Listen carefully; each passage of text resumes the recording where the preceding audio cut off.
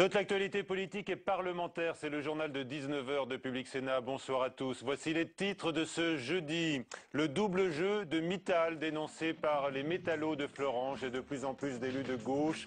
Bruxelles révèle que le sidérurgiste s'est retiré du projet européen Ulcos, pourtant mentionné dans l'accord avec le gouvernement.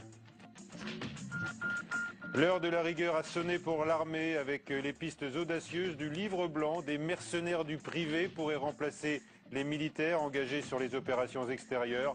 Pour nous éclairer ce soir dans le 19h, les sénateurs UMP Jacques Gauthier et puis également PS Daniel Renner qui nous rejoindra dans un instant. Le conflit sur la prise en charge insuffisante de l'autisme déclenche les passions au Sénat face à face lors d'un colloque. Les tenants de l'approche éducative et ceux du recours à la psychanalyse de plus en plus décriés. Reportage dans ce journal sur la prise en charge des enfants. Mais d'abord, la situation qui dégénère en Égypte, un climat de guerre civile désormais islamiste soutenant le président Morsi qui s'est attribué les pleins pouvoirs et opposants qui estiment qu'on leur a volé leur révolution s'affrontent, vous le savez, durement depuis la nuit dernière. Le point ce soir avec Nathalie Guillouard. Ce soir, des chars et des véhicules blindés encerclent le palais présidentiel d'Héliopolis. Ils sont là pour évacuer les derniers manifestants, les anti-Morsi. Toute la journée, une allocution du président était très attendue. L'homme ne s'est toujours pas exprimé depuis le début des violences. Une attente insoutenable qui risque de dégénérer. Cet après-midi, l'armée a mis en place des barricades de barbelés tout autour du palais pour maintenir les manifestants à distance. Car hier soir, des heurts ont eu lieu entre les partisans du président, des islamistes et les adversaires de Mohamed Morsi. Un pays au bord de la guerre civile, la nuit dernière était rythmée à coups de bâtons, de cocktails Molotov et de jets de pierre. Résultat, des centaines de blessés et 7 personnes tuées. Les pires violences depuis l'élection en juin du premier président islamiste d'Égypte. Pour la première fois, les deux camps se sont retrouvés face à face. Tout a commencé le 22 novembre, jour où le président a étendu toutes ses prérogatives et s'est octroyé des pouvoirs exceptionnels. Et la situation risque de s'envenimer encore. Un référendum est prévu le 15 décembre sur un projet de constitution qui permettrait d'ouvrir la voie à une application plus étendue de la loi islamique.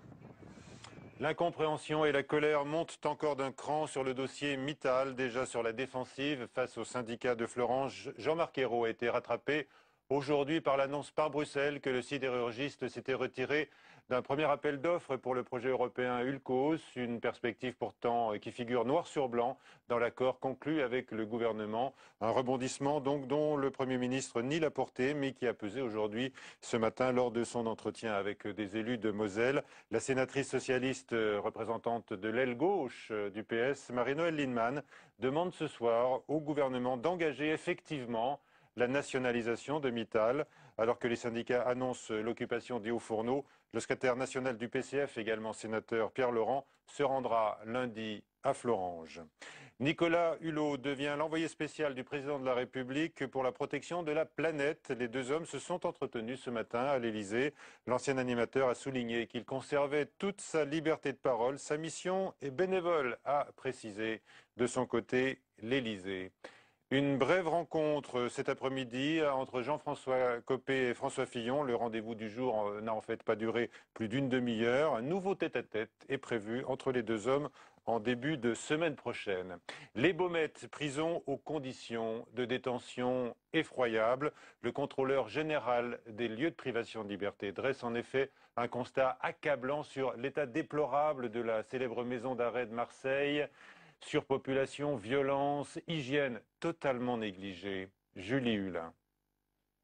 Vétusté, surpopulation, rats et cafards. C'est une situation très alarmante que dénonce Jean-Marie Delarue. Après une visite de 10 jours à la prison des Baumettes de Marseille, le contrôleur des prisons a déclenché une procédure d'urgence. Interpellant les ministres de la Justice et de la Santé, il dénonce des conditions de détention inhumaines, avec des propos sans appel, une violation grave des droits fondamentaux, des lieux insupportables à vivre et des conditions matérielles effroyables. Autre constat, celui d'une surpopulation inquiétante. La prison compte en moyenne 1800 détenus pour 1200 places, un taux de surpopulation de 145%. Dans ces conditions, les surveillants apparaissent démunis face à une violence omniprésente. La ministre de la Justice Christine Taubira a répondu aux contrôleurs. Elle indique que des travaux ont été engagés et qu'un projet de restructuration démarrant en 2013 devrait répondre aux problèmes de vétusté, mais n'augmenteront pas la capacité d'accueil. Invité du 19h, le réalisateur Régis Sauder, bonsoir. Bonsoir. Merci d'être avec nous. Vous avez réalisé un film qui vient de sortir d'ailleurs dans les salles. Être là, c'est une plongée justement dans l'univers des Baumettes. D'abord, sur le constat qui est dressé, évidemment, vous n'êtes pas surpris. Alors évidemment, moi je ne suis pas surpris. J'ai passé beaucoup de temps au sein du service médico-psychologique régional des Baumettes, donc un service qui s'attache à soulager la souffrance d'hommes détenus qui souffrent de pathologies psychiatriques, qui pour certains étaient déjà présentes avant l'incarcération, Mais et qui peut-être pour d'autres évidemment sont aggravées par les conditions de détention, la surpopulation, tout ce qui est effectivement pointé par ce rapport. Donc effectivement, les Baumettes, lieu de soins, c'est évidemment difficile. C'est important qu'il y ait des gens qui soient là pour accueillir ces hommes. Mais quand les conditions de détention sont ce qu'elles sont aux Baumettes, c'est très très difficile. Et vous avez montré les moments de découragement également, peut-être du personnel soignant. Je crois que ce qu'il faut bien comprendre, c'est que ces conditions de détention, évidemment, jouent sur la vie des détenus, mais aussi sur le personnel qui travaille aux Baumettes, que ce soit les surveillants ou le personnel de soins qui fait un métier difficile à l'écoute de ces hommes en souffrance, et cet espace de soins, il est aussi envahi par la détérioration de ces conditions de détention. Qu'est-ce qui vous a le plus surpris et choqué? Je crois que c'est... De ce que vous avez pu voir. Moi, j'ai surtout entendu ces patients livrer des témoignages à ces psychiatres, à ces soignants. Ce qui m'a choqué, c'est l'impossibilité que ce qui est dit soit entendu, c'est-à-dire l'impossibilité d'une situation qui puisse un peu s'améliorer. Moi, je crois que c'est important aujourd'hui que le rapport puisse voir le jour. C'est important que les parlementaires puissent voir des films comme le mien. Je crois que moi, je fais des films pour que les gens le voient. Je crois que les parlementaires, ils ont aussi à charge de se rendre dans ces lieux-là, de voir ces films-là qui sont une fenêtre sur le monde et sur des choses qu'on n'a pas envie de voir, parce que les conditions des Baumettes, évidemment, de détention, ça date pas d'hier. C'est une situation qui se chronicise. Portez votre regard et attirez le nôtre sur ce que l'on veut pas voir, dites-vous, et vous avez choisi le noir et blanc. Alors le noir et blanc justement parce que ce que je décris, c'est une équipe de soignants qui s'attache encore une fois à écouter des hommes en souffrance, et j'ai l'impression que cette mission-là, elle appartient presque au passé, c'est-à-dire est-ce qu'on va pouvoir continuer à accompagner ces hommes dans des conditions qui se détériorent d'année en année. Voilà, le doute est très présent évidemment dans votre film, on va en regarder un extrait. Le seuil de la prison. Grand portail en fonte, 2 caméras de chaque côté, un drapeau français au-dessus, premier bruit d'ouverture électrique. Le sas d'entrée, deuxième bruit d'ouverture électrique. La cour, première porte à barreaux, lourdeur à pousser, troisième bruit d'ouverture électrique. Le bâtiment hors détention, une grille encore, une ouverture électrique encore. Je badge, cinquième bruit d'ouverture électrique. L'arrivée dans la détention par le hall. Les bruits sourds. Pas, clé, voix, cris. Sixième bruit d'ouverture électrique. Je tourne à gauche. Une autre grille. Septième bruit d'ouverture électrique.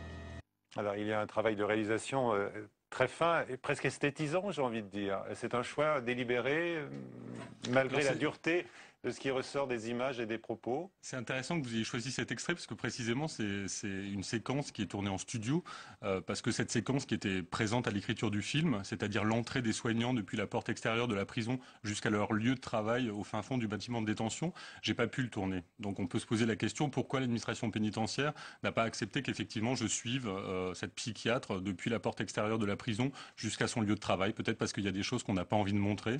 Un peu plus tard, Sophie Serrer va indiquer qu'effectivement effectivement, sur ce parcours quotidien vers son lieu de travail, elle croise des rats, des cafards, des choses comme ça qui sont pointées et qui montrent à quel point travailler là, c'est difficile. Moi, je remercie aussi ces soignants de faire ce travail-là, parce que c'est nos partenaires d'humanité aussi, ces gens qui sont derrière les murs de la prison. Tous ne sont pas découragés ou accablés par le doute. Est-ce qu'il y a quand même chez certains, de temps à autre, le sentiment d'apporter une bouffée d'air frais aux détenus à l'intérieur? Ce sentiment, il est présent au jour le jour. Alors l'accablement, il vient effectivement dans la détérioration, encore une fois, constante des conditions de détention, parce que ça a à voir avec la dignité. Soigner, c'est possible dans un certain cadre. Votre prochain documentaire? Vous êtes un cinéaste engagé? Non, je crois que le cinéma, c'est un engagement. Je crois que notre place, elle est importante à défendre dans des lieux comme ça. Voilà, parce que c'est effectivement des réalités qu'on met un peu sous le tapis. Et je crois que ce rapport, comme ce film, permet aussi de montrer des choses qu'on n'a effectivement pas tellement envie de voir. Donc, alors votre prochain thème, vous l'avez déjà arrêté Pour l'instant, j'accompagne ce film. Je crois que c'est important de le défendre dans les lieux où il est projeté. Il est encore en salle à Paris et en province. Et c'est important que les gens viennent le voir. Être là, donc. Merci beaucoup, Régis Soder. Je vous remercie. L'autisme est la meilleure façon d'aider les enfants qui en sont atteints. Des milliers de familles sont confrontées à cette difficulté et exposées par ailleurs au conflit entre la psychanalyse et l'approche comportementale de cette maladie. La Haute Autorité de Santé vient d'ailleurs de recommander cette deuxième méthode, mais on l'a vu encore aujourd'hui au Sénat où se tenait un colloque, les affrontements, notamment sur la prise en charge de l'autisme, sont parfois violents. Les familles sont en colère par ailleurs contre le manque de prise en charge des personnes atteintes dans notre pays.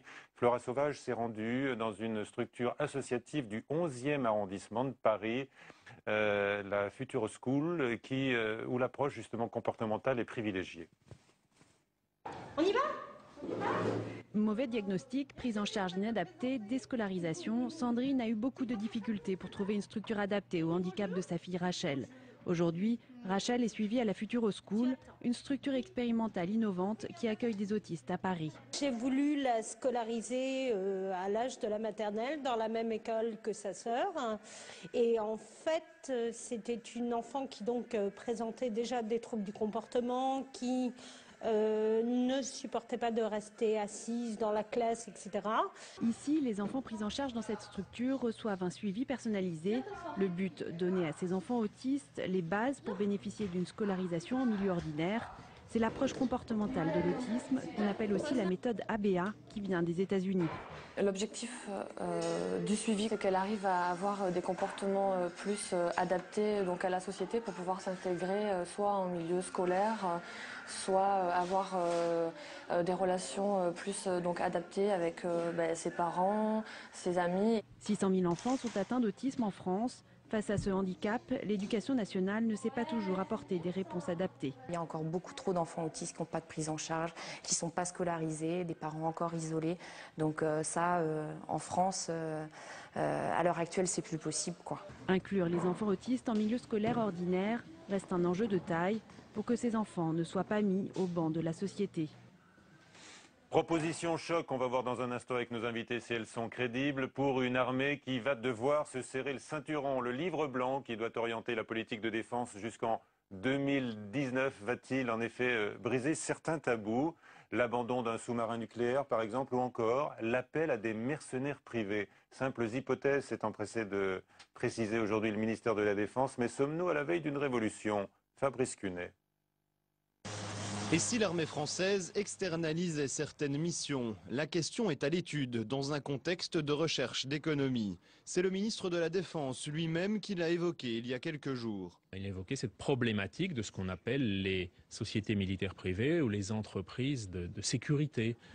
Il a dit que c'est quelque chose qu'il fallait étudier, mais qu'il était largement prématuré d'en dire davantage, tant sur les résultats de ses études que même sur leur calendrier. Actuellement, seuls certains services sont confiés à des sociétés privées, dans la restauration, l'entretien ou le gardiennage. Jean-Louis Carrère est l'un des rédacteurs du futur livre blanc sur la défense. S'il ne peut en donner le contenu, il se dit fermement opposé à l'idée d'externaliser. Je pense que ce n'est pas de bonne méthode. Je pense qu'en matière de défense, cela peut être dangereux. Vous savez que nous l'avons vécu, ces externalisations ont été utilisés lors de la création des bases de défense, mutualisation, externalisation, pour faire des économies. Le bilan n'est pas encore si net que cela pour qu'on puisse le propager en quelque sorte. Les forces américaines ou anglaises font régulièrement appel à des sociétés privées sur le théâtre opérationnel. Ces mercenaires ont un bilan économique et militaire plus que mitigé. Si le tabou semble tomber en France, la question est loin d'être tranchée. Avec nous donc Jacques Gauthier, sénateur UMP de Hauts-de-Seine, bonsoir. Bonsoir. Et Daniel Renner, sénateur PS de Meurthe-et-Moselle. Tous deux, je le précise, vous êtes membres de cette commission qui est chargée de l'élaboration donc du livre blanc qui doit arrêter les grandes orientations de la défense française pour les années à venir jusqu'en 2019. Est-ce que ces idées mises en avant aujourd'hui par notre confrère Le Parisien vous paraissent crédibles ou totalement iconoclastes, monsieur Renner? Ça n'est pas vraiment iconoclaste. Disons que ça n'est pas l'objet du tout du livre blanc. La commission du livre blanc analyse le contexte stratégique, réévalue le contexte stratégique, ce qui avait déjà été fait en 2008, et il était d'ailleurs prévu de le refaire en 2012, et définit à la fois et les menaces, et l'éventualité des formats des forces, et les capacités industrielles nécessaires, et les recherches qu'il faut faire.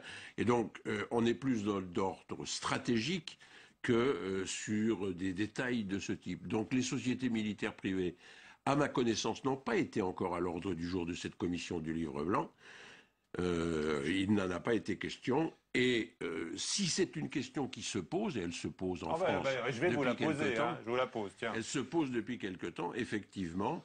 Nous n'avons pas de législation en France qui autorise des sociétés militaires privées, alors que d'autres pays ont des sociétés militaires privées qui interviennent sur un certain nombre de théâtres d'opération. On l'a vu en Irak, évidemment, Absolument, avec, ou même en Afghanistan, oui, ou en Afrique assez avec régulièrement. les dérives d'ailleurs de la société Blackwater. Absolument. Hein. Et donc, la question qui est posée à la France, c'est si elle doit légiférer de telle sorte que des sociétés militaires travaillent dans un cadre de droit extrêmement clair. Très bien, voilà, poser le problème. Jacques Gauthier, d'abord un avis général sur ces hypothèses qui sont mises en avant.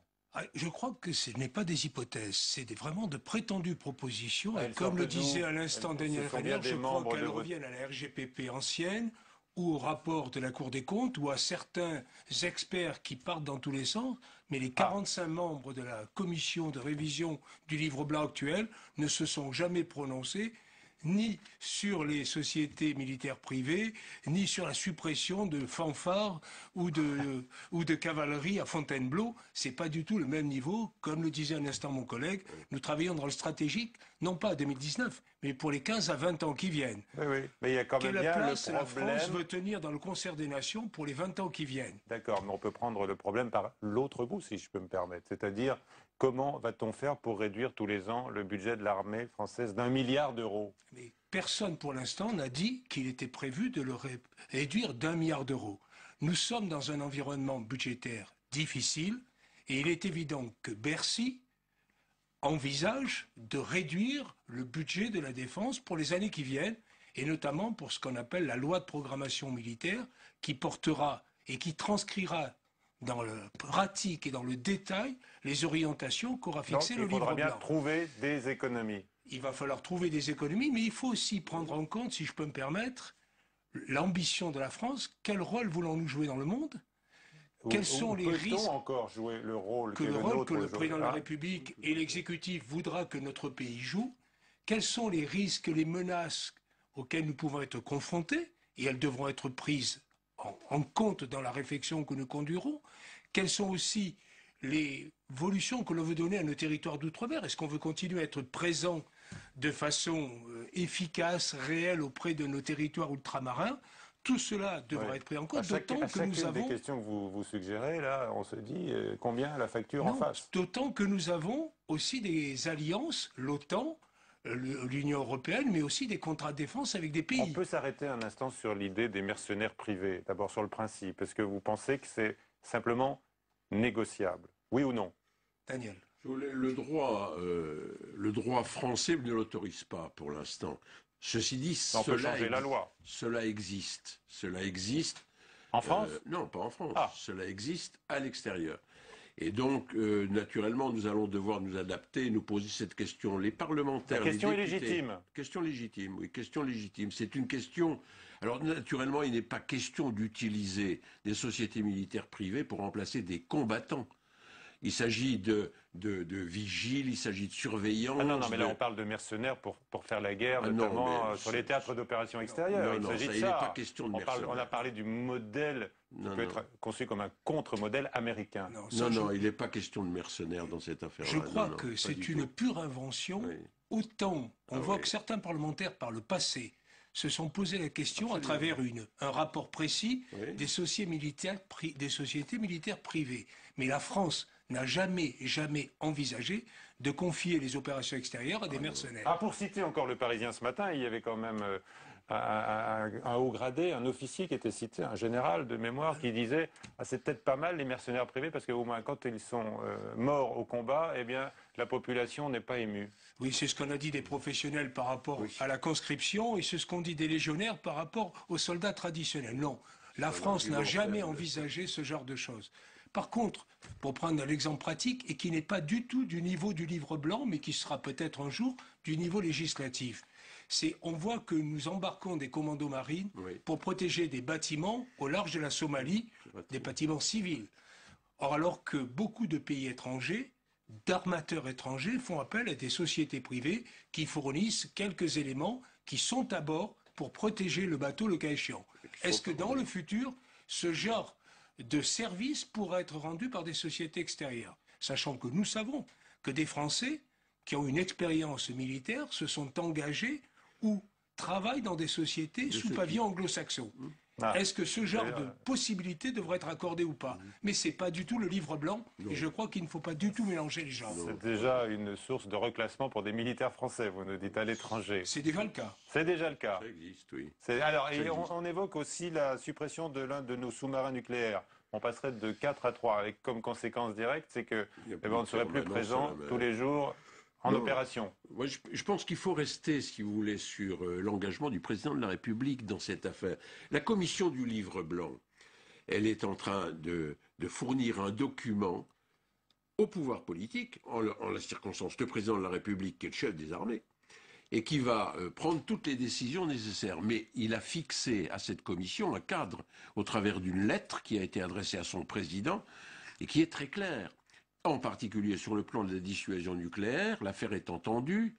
Nous gardons deux composantes à la dissuasion nucléaire. La composante force océanique stratégique, c'est-à-dire nos sous-marins, et naturellement il en faut 4 si on veut assurer la permanence, et la force aéroportée, avec les Mirages et les Rafales qui portent le missile à SMPA. Il y a aussi des interrogations sur le fait de doter ces avions des armes que vous évoquez. Non, aucune interrogation. Non, d'autant que ça, c'est une réalité. Aujourd'hui, les Rafales qui portent l'arme nucléaire et les Mirage 2000N existent, ils sont opérationnels et ils sont intervenus en Libye sans cette arme, comme n'importe quel appareil.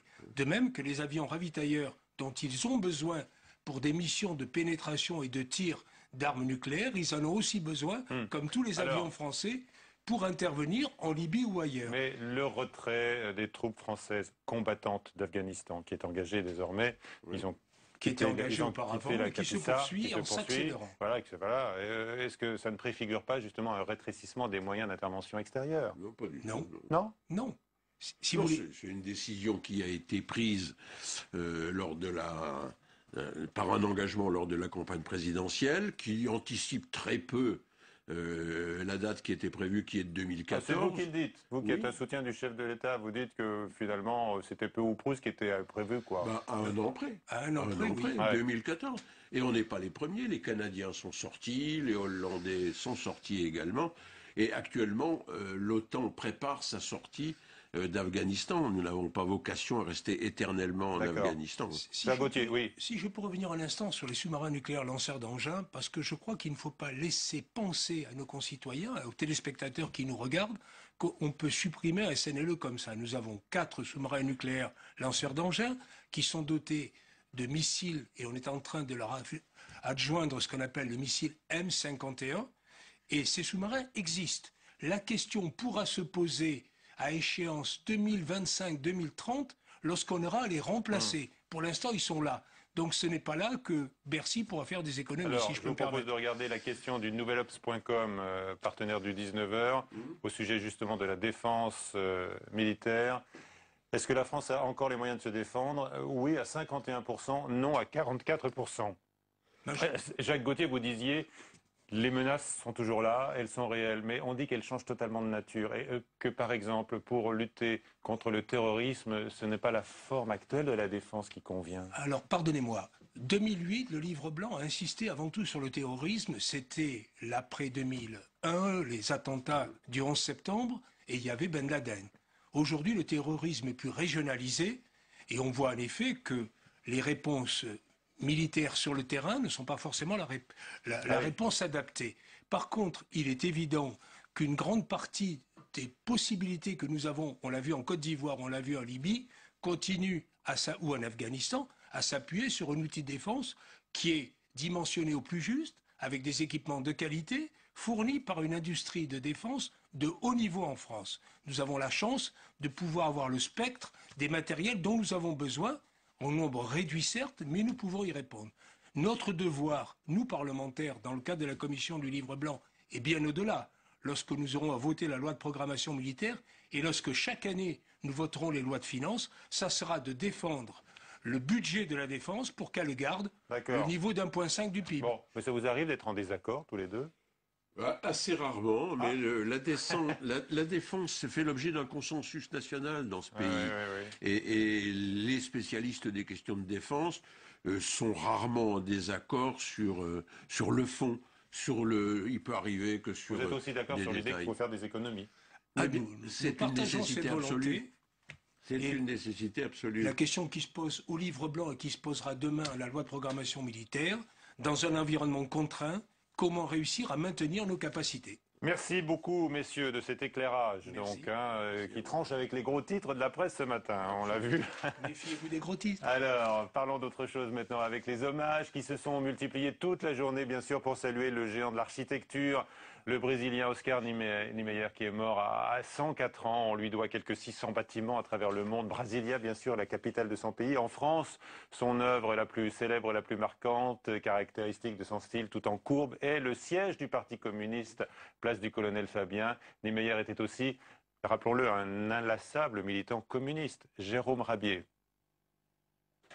Un artiste dont l'œuvre aura traversé le XXe siècle pour François Hollande, un architecte du rêve devenu réel selon Jean-Marc Ayrault, une des plus belles expressions artistiques de notre temps pour la ministre de la Culture Aurélie Filippetti. Des hommages à la hauteur du géant de l'architecture mort hier qui était un fervent communiste. Fidel Castro disait d'ailleurs qu'il restait 2 communistes sur Terre, lui-même et Oscar Niemeyer. Un compliment pour cet homme ayant fui la dictature brésilienne pour venir en France dans les années 60. C'est à cette époque qu'il est chargé par Roland Leroy, un des dirigeants du Parti communiste qui deviendra son ami, de construire un nouveau siège place du Colonel Fabien à Paris. Nous l'avions choisi comme architecte, c'était pour lui un plaisir, il disait même un honneur que de travailler à la construction du siège du Parti communiste. C'est un génie universel qui disparaît, un communiste un peu particulier, avec des idées tout à fait originales. Je dirais de lui révolutionnaire au sens le plus large, le plus humain du mot. Un génie qui sera célébré par le Parti communiste, et c'est avec émotion que Pierre Laurent a salué sa disparition. C'était un homme extraordinaire qui a su allier effectivement le geste créatif et son engagement communiste toute sa vie. Nous organiserons des journées portes ouvertes parce que le meilleur hommage que nous pouvons lui rendre, c'est de permettre aux Français, aux Parisiens de venir visiter cette œuvre. Une œuvre qui fait partie des 600 que laisse Oscar Niemeyer aux 4 coins du monde. Le Brésil lui doit notamment sa capitale Brasilia et l'ONU son siège de New York. Des constructions très politiques, à l'image de l'architecte engagé qu'il était.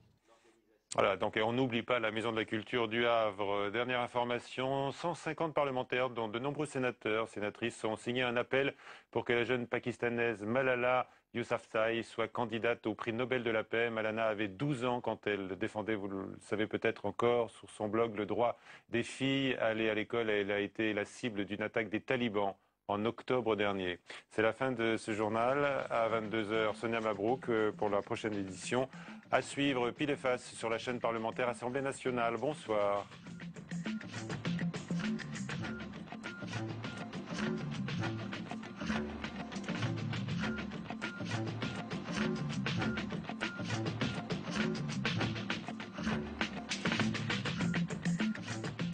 Engagé ou désenchanté? Ah non, je n'ai pas voté, non. On nous donne l'occasion de donner notre avis, alors on devrait tous le faire. Militant ou indifférent? Moi, je ne me sens pas particulièrement concernée par ça.